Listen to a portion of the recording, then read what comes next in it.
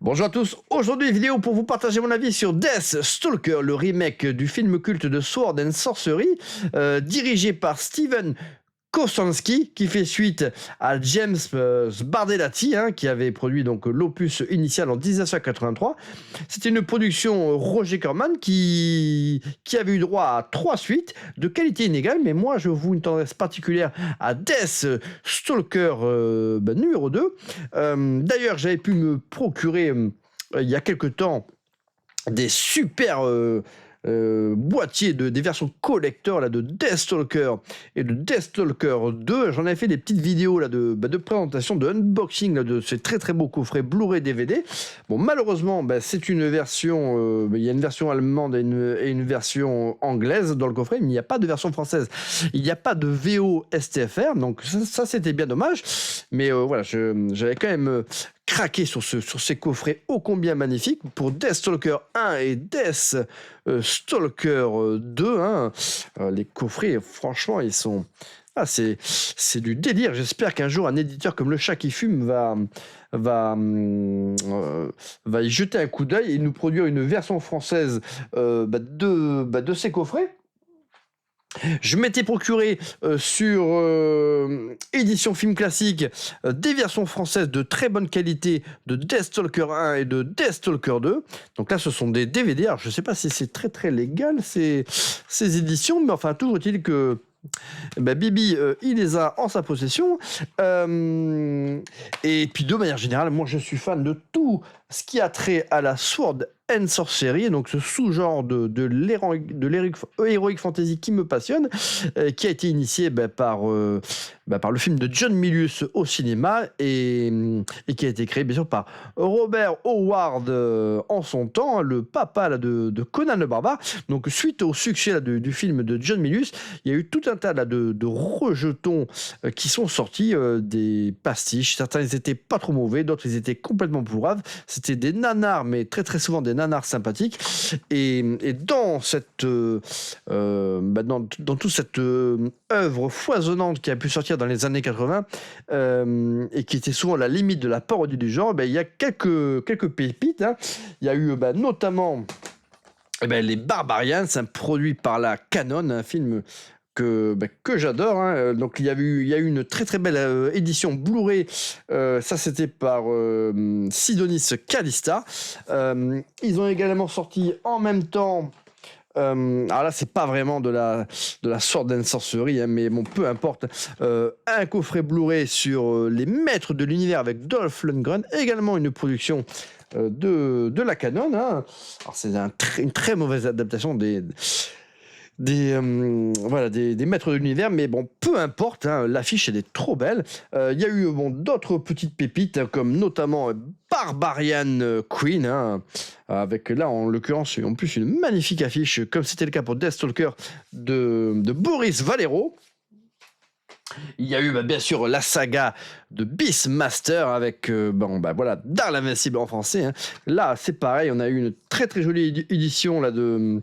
Alors c'était qui ça? C'était ESC. J'avais fait également une vidéo d'unboxing sur cette édition, également sur la version espagnole que j'ai pas loin et qui est incroyable également.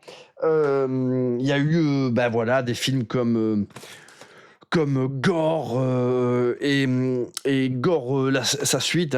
Ça c'est pareil, ce sont des bons nanars comme j'ai envie de vous dire. Il y a eu Hathor aussi qui a donné lieu à 3 suites. Moi j'aime bien le premier Hathor et je l'ai en DVD pareil aux éditions film classique, je sais plus où je l'ai mis, donc je voulais vous le montrer, mais voilà, ça c'est un bon nanar de Sword and Sorcery que je kiffe. Il y a également ce film là, ça fait partie là des bons films de Sword and Sorcery, en tout cas du haut du panier, j'ai envie de vous dire. C'est l'épée sauvage. Alors celui-ci, vous verrez, il a une résonance toute particulière puisque dans Deathstalker, il y a un hommage à l'épée sauvage. J'en dirai un peu plus tout à l'heure. Et après, il y a eu pas mal d'autres produits de la sorte dans les années 80. Hein. Voilà, alors des films qui lorgnaient à la fois sur la Sword and Sorcery et également sur l'Âge de Pierre, hein. Un mélange entre Conan et la Guerre du Feu, comme cette Iron Master. On a eu également, bien sûr, Conan et sa suite Conan le Destructeur. Bon, ça, ce sont vraiment les, les, les maîtres étalons du genre. Et puis, bien sûr, voilà, Kalidor Red Sonja, qui était, voilà, pareil, réalisé de mémoire par Richard Fletcher. C'était pas un chef-d'œuvre, mais ça fait partie quand même des films qui étaient les plus honorables du genre. Hein. Bon, après, on a eu tout un tas là, de nanars comme Stormquist. Voilà, il y en a eu plein d'autres. Je les ai pas tous en DVD. Hein. Parfois, certains, j'ai pu réussir à les avoir en version, on va dire, pirate. Mais en tout cas, voilà, c'est un genre que moi, j'affectionne particulièrement. Et je suis à l'affût comme ça dès que je vois que il y a une réédition, une remasterisation comme ça d'un de ces classiques de l'heroic fantasy là, des années 80-90. Je sais que l'an prochain, on aura une réédition de Tundra. Hein. Alors, je crois que c'est... Je sais plus si c'est le chat qui fume ou Sidonis Calista, mais donc voilà, ça c'est une sortie que je suivrai avec attention. Hein. Donc là aujourd'hui, bon c'est comme je l'ai dit, c'est Steven Konstanski qui nous régale avec cette nouvelle aventure avec notre héros préféré, donc le Death Stalker, Steven Konstanski, un réalisateur important du cinéma de genre, du B-movie, hein, j'ai envie de vous dire. Il a réalisé pas mal de petites pépites avec son comment dire, il a créé un collectif, hein, je ne sais plus comment ça s'appelle, son collectif, avec lequel il réalise tous ses films. Ouais, c'est Astron 6, hein.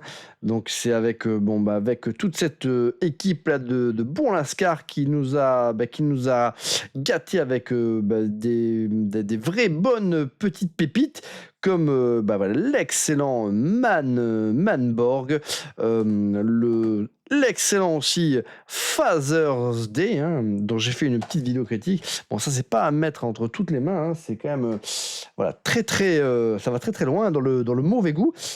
Il a fait, voilà, ça c'est une masterclass, le Psycho Gorman, ça c'est vraiment une petite pépite. J'adore. Puis après voilà, il a fait The Void, donc c'est un film qui rend hommage à l'univers de Lovecraft, mais ça se passe dans un hôpital. Il y a des voilà, je vais pas en dire plus, mais c'est complètement ouf, complètement branque, mais voilà, c'est une petite pépite, The Void. Il a également fait un film que j'ai pas encore vu, mais que j'ai réussi à me procurer et que je vais pas tarder à voir.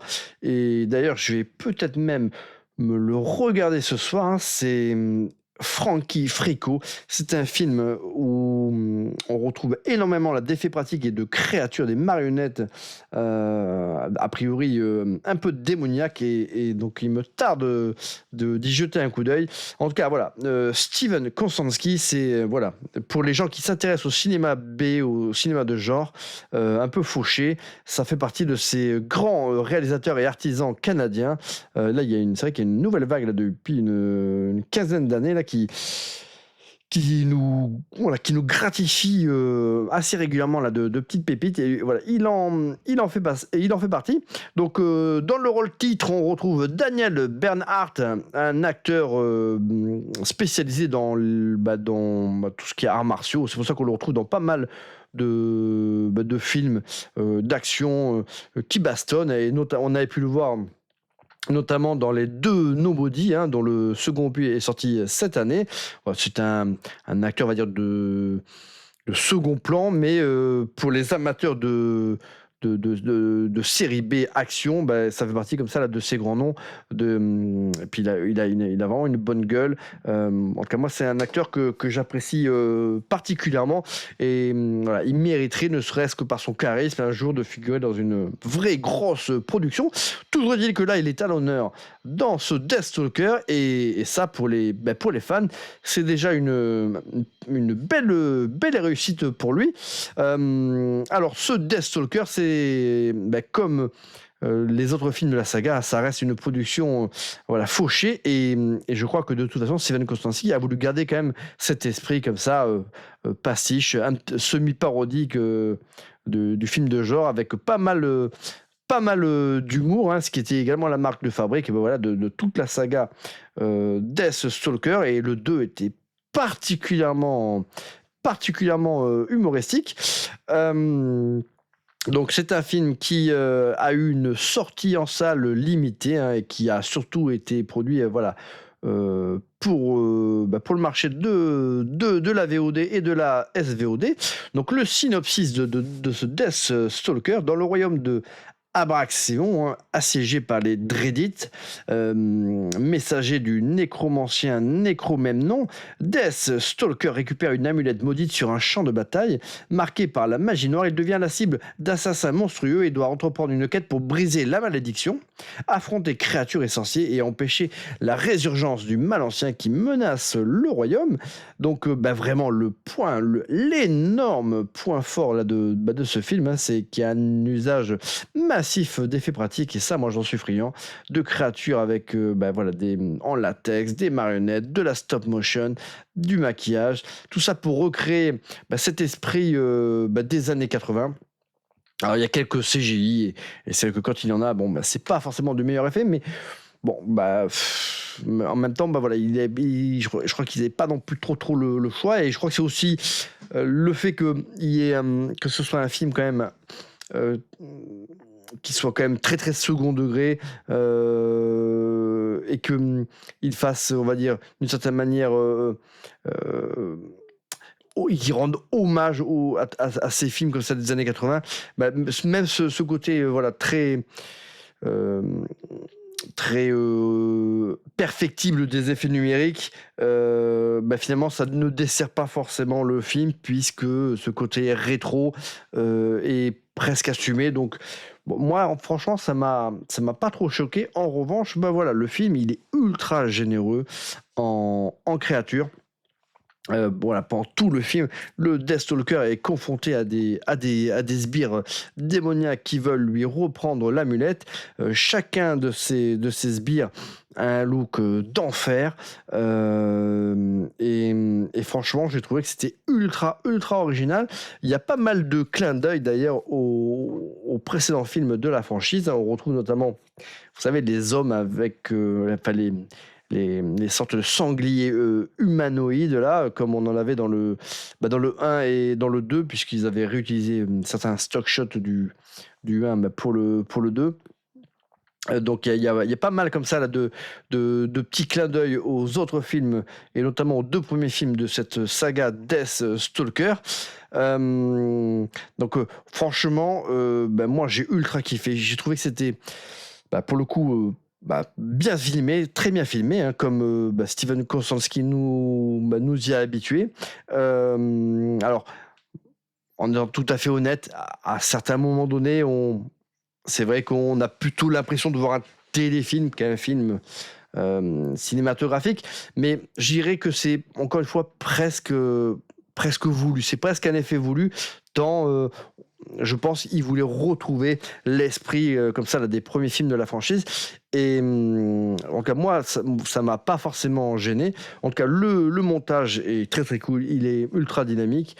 Comme je l'ai dit, là, le Daniel Bernhardt, il a un charisme de dingues. Moi j'ai vu le film en VO sous-titré anglais, hein. Je suis pas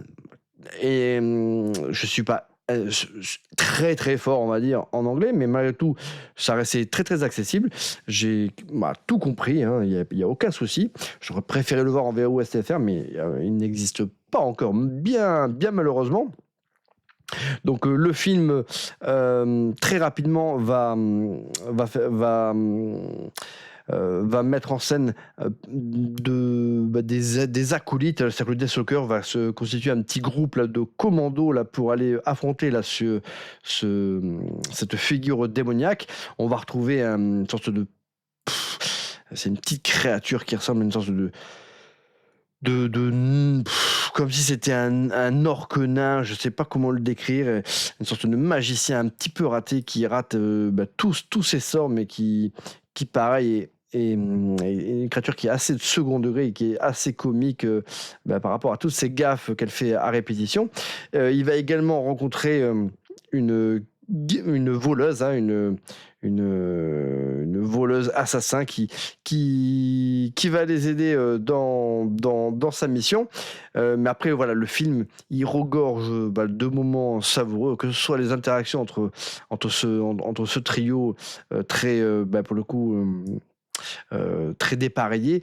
Et voilà, à chaque fois qu'ils vont être confrontés à des assassins, à chaque fois, ça donne lieu à des séquences ultra jubilatoires. Les assassins, ce sont toujours des créatures avec un look incroyable.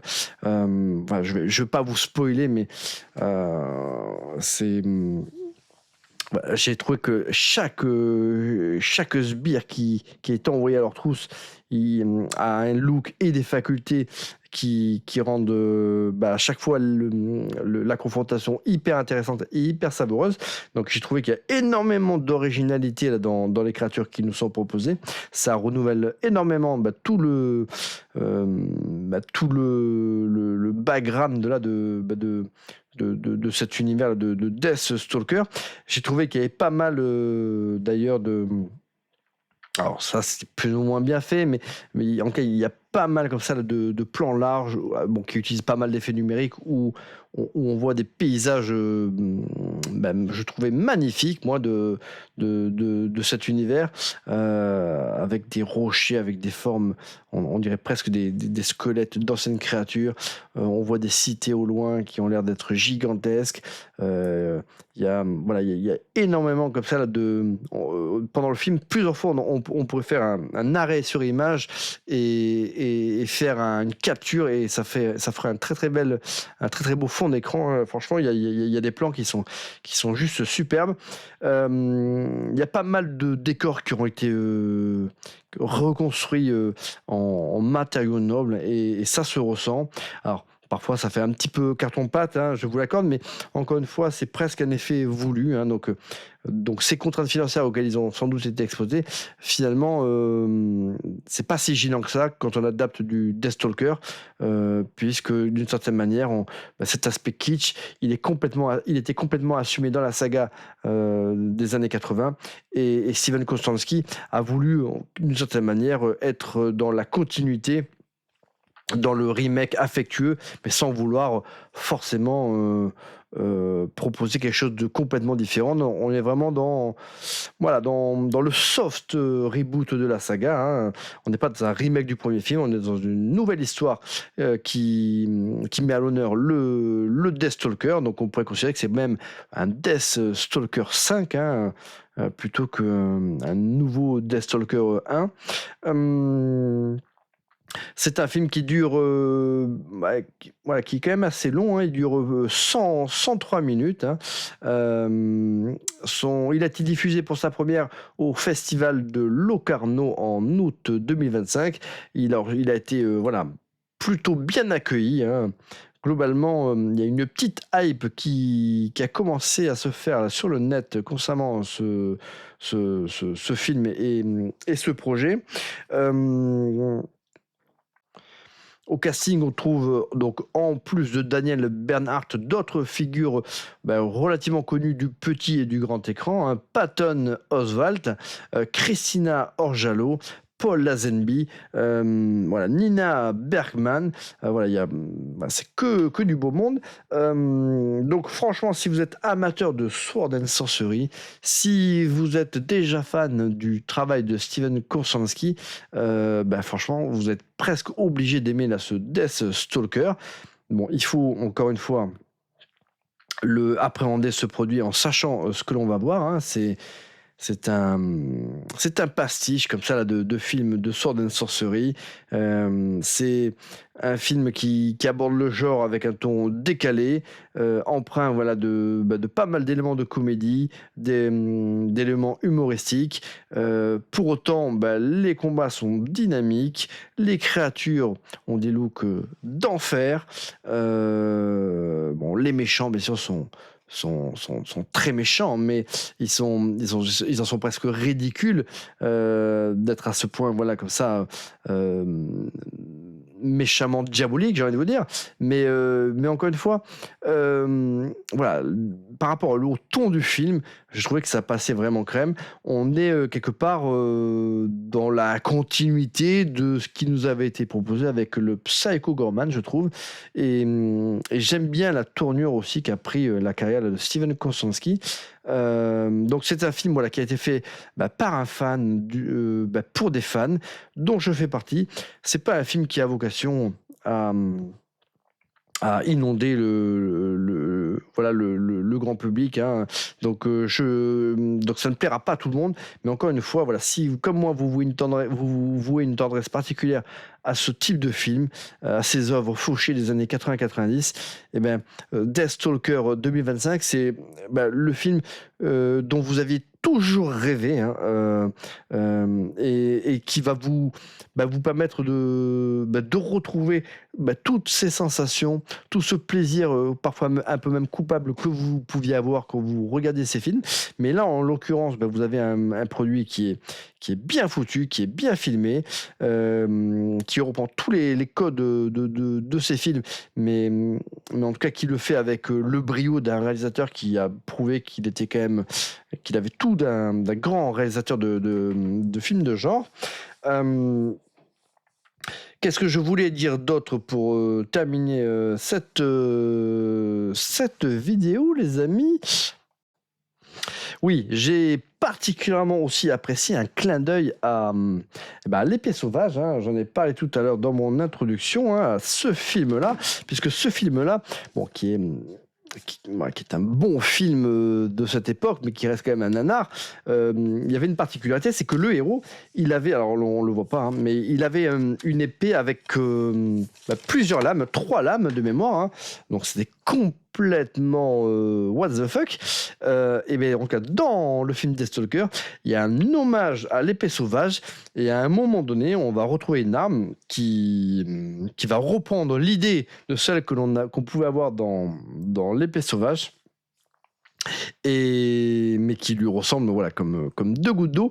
Donc il y a plein de petites choses comme ça. Il y a plein de si vous êtes assez attentif, vous verrez qu'il y a énormément là de clins d'œil à plein de films d'Heroic Fantasy et de Sword and Sorcery des années 80-90, et parfois même de grosses productions.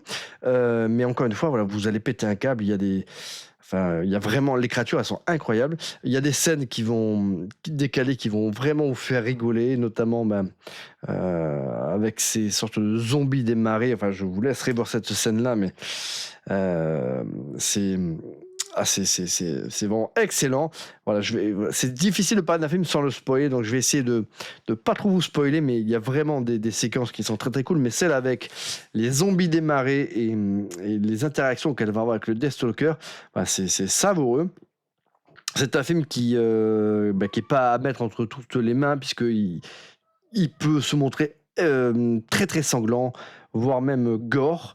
Bon, après, voilà, ça reste un film qui est ultra fun, mais en cas, voilà, c'est pas un film tout public non plus.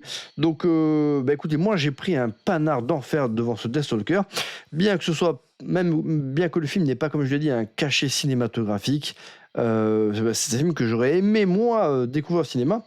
Et si j'avais un cinéma de proximité qui était spécialisé comme ça dans le cinéma de genre, et si il diffusait un tel film, j'irais en avant-première, je serais prêt à payer le double d'une place classique pour aller voir cette pépite au cinéma. Mais bon, en attendant, il va falloir surveiller une sortie Blu-ray DVD en France, hein. Bon, je pense que le film, il a eu suffisamment de succès en festival pour qu'il nous arrive très rapidement chez nous en support physique. Toujours est-il que aujourd'hui, si vous voulez regarder ce film, il faut vous tourner vers Amazon Prime et un VPN parce qu'il n'est pas encore disponible sur le Amazon Prime FR. Mais bon, à mon avis, ça devrait pas tarder.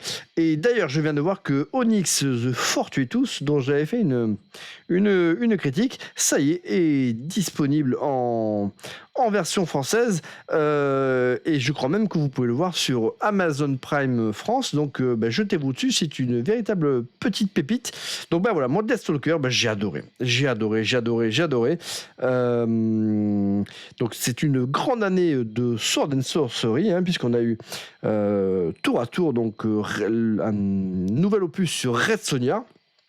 Bon, voilà, qui n'était pas une masterclass, je vous l'accorde, mais bon, quel mérite d'exister. Et j'ai quand même trouvé des éléments de satisfaction, même si c'était factuellement pas un bon film, contrairement à ce Deathstalker qui avait des ambitions bien moindres et qui finalement propose quelque chose de excessivement savoureux. Et quand on voit un film comme celui-ci, on se dit, mince, ils ont dû avoir un budget ridicule de quelques centaines de milliers de dollars, voire quelques millions de dollars, mais franchement, ça n'a pas dû aller bien loin.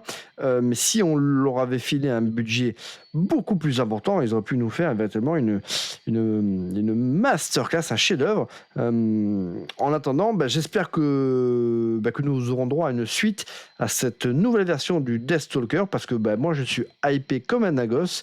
J'ai trouvé là en plus la fin bien cool. Encore une fois, il y a plein d'éléments humoristiques qui m'ont bien fait rigoler, qui m'ont bien fait marrer, mais j'ai adoré toutes ces scènes d'exposition où vous pouvez voir des éléments là des environnements de ce monde où évolue le Deathstalker. J'ai trouvé qu'il y avait vraiment des paysages qui étaient superbes.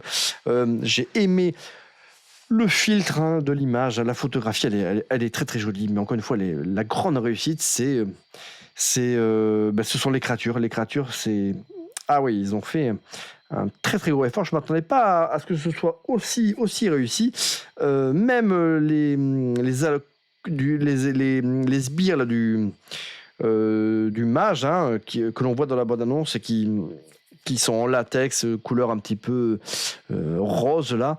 Ils sont très très cool. Ils ont un look qui est véritablement agressif. Et même s'il y a cette apparence carton latex, ça fait un petit peu penser à Bioman. Franchement, j'ai trouvé que ça rendait très très bien, et donc bien mieux que s'ils avaient été réalisés en images de synthèse. Donc, écoutez, dites-moi dans les commentaires si vous avez vous-même vu ce Deathstalker, si vous êtes fan de la saga Deathstalker des années 80 produit par Roger Corman, si vous avez des pépites de ce sous-genre de l'Heroic Fantasy dont vous êtes fan, et peut-être même si vous avez des films que vous souhaitez recommander. En tout cas, moi, je vous recommande ce Deathstalker Steven Kostanski. Et écoutez, mettez-moi dans les commentaires aussi si vous avez pu le voir et ce que vous en avez pensé. Et écoutez, c'est tout pour cette petite vidéo. Et puis je vous dis à très bientôt les amis.